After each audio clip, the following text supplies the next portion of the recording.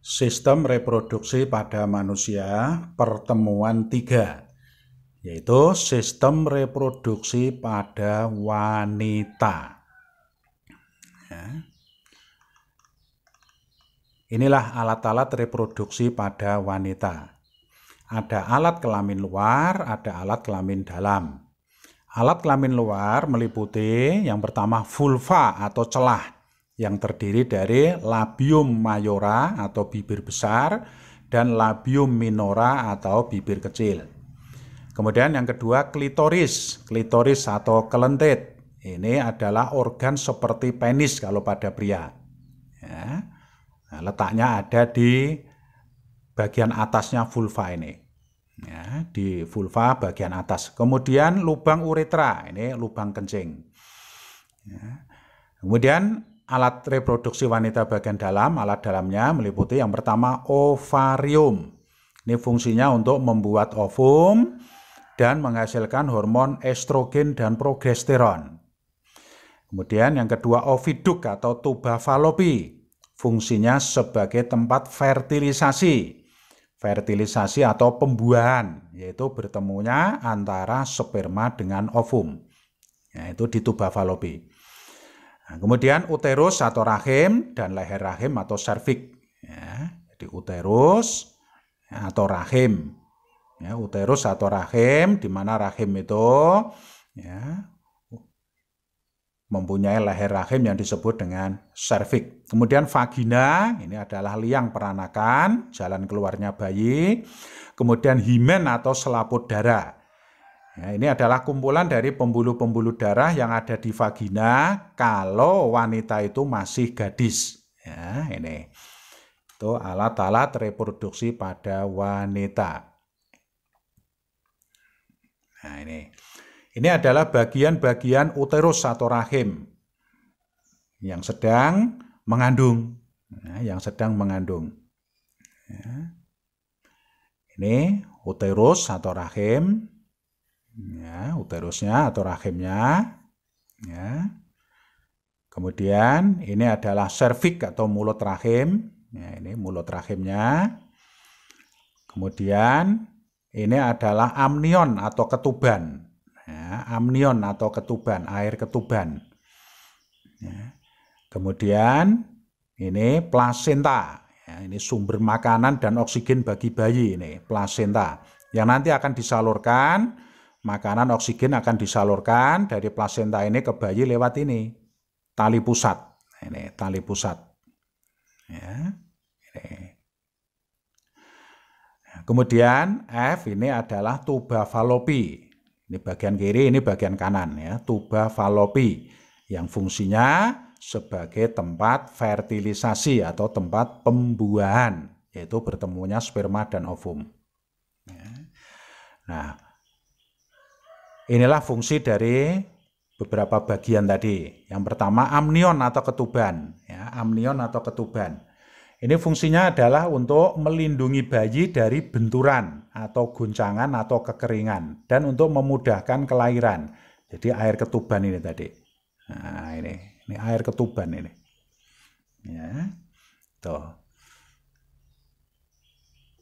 Kemudian plasenta ya, sumber makanan dan oksigen bagi bayi. Kemudian tali pusat, ini untuk menyalurkan makanan dan oksigen dari plasenta tadi ke bayi. Dan juga untuk menyalurkan zat-zat sisa dari bayi ke tubuh induknya.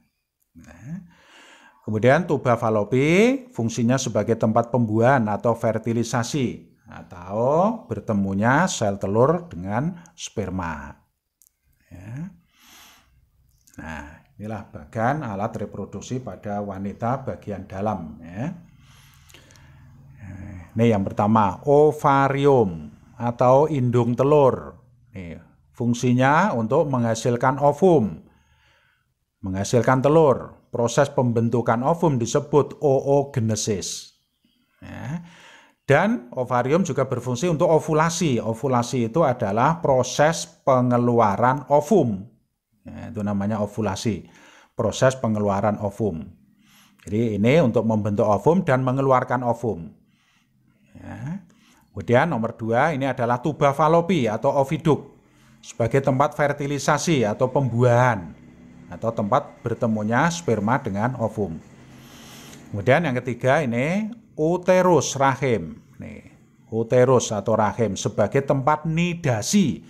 Nidasi itu menempelnya sigot. Sigot itu sel telur yang sudah dibuahi oleh sperma tadi. Ya, ini uterus, tempat nidasi untuk menempelnya sigot dan tempat tumbuh berkembangnya embrio. Jadi nanti kalau sigot sudah nempel di sini, dia akan tumbuh berkembang menjadi embrio. Dan juga sebagai tempat menstruasi. Ya, tempat menstruasi kalau tidak sedang ada bayinya, ini 28 hari sekali akan meluruh terjadi menstruasi. Kemudian yang keempat ini adalah vagina. Vagina itu tempat kopulasi, tempat perkawinan. Ya.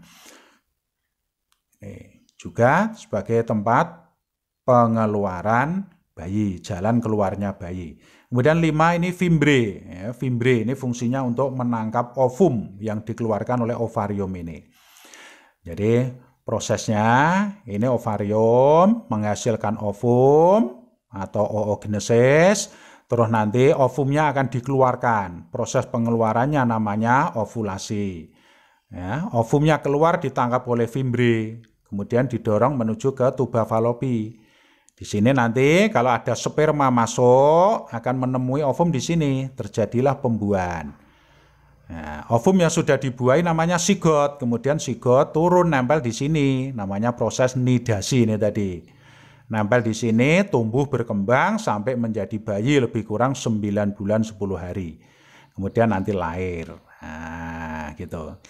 Ya, nah, rahim ini nanti kalau tidak ditempati bayi, jadi kalau tidak ada pembuahan, nanti 28 hari sekali akan meluruh, ya, akan sobek sehingga mengeluarkan darah. Itulah yang namanya proses menstruasi.